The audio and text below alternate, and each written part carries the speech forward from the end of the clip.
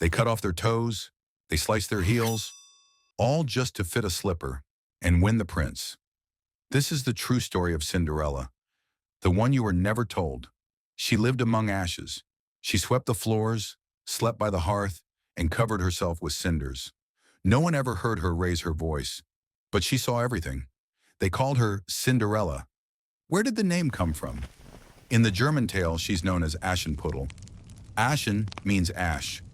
Puta, or Puttel, is a diminutive, like little girl or young thing. It was the French who later gave us Cendrillon, and from that, in English, Cinderella. One day an invitation arrives, a royal ball. The prince will choose a bride. He'll fall in love with me. I know it.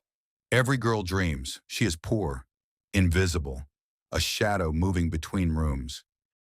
In the Disney version, a fairy godmother appears. Magic sparkles, a wand waves, transformation.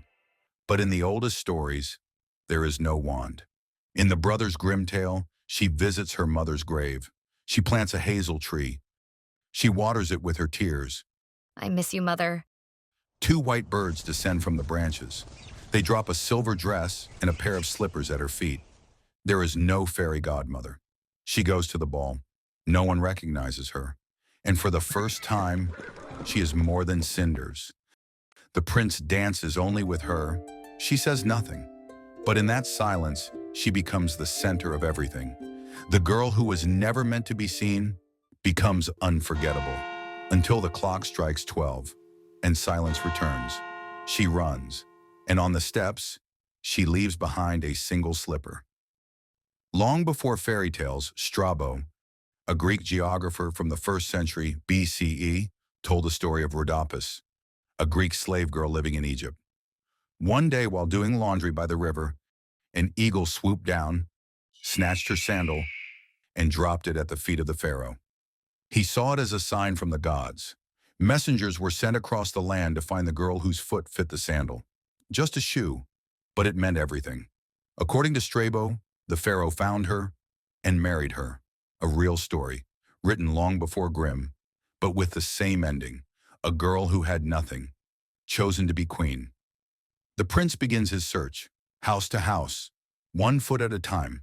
The slipper is not magic, it is a standard, and it does not fit everyone. So the stepmother whispers, If it doesn't fit, cut yourself to wear it.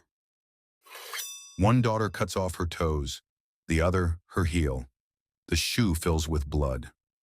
But they force a smile, because to be chosen sometimes means to bleed. And in this world, survival comes at a cost. The prince tries the slipper on the sisters. Blood seeps out, but then the birds return. They whisper, There is blood in the shoe. She is not the one. and so he returns. To the girl in the ashes, he kneels. He places the slipper on her foot. It fits. No pain, no blood, no pretending. She married the prince. But this is not the end, not yet. On her wedding day, she looks to the sky, and the birds return. They blind her stepsisters. Because Cinderella doesn't yell, she remembers. The world calls this a happy ending. But for whom, it is a story about expectation and the price of fitting in. The glass slipper was likely a mistranslation. In French, verre, fur, was confused with verre, glass. So perhaps it wasn't glass at all. Perhaps it was never fragile, just rare and real. Perhaps the slipper wasn't magical. Perhaps it was a warning.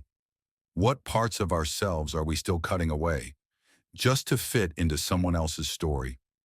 Once upon a minute, in the next tale, she was abandoned at birth and walked into the underworld to save the very father who left her behind, a forgotten Korean princess who became a guide between life and death. This is the tale of Barry. Subscribe and turn on notifications. You don't want to miss this one.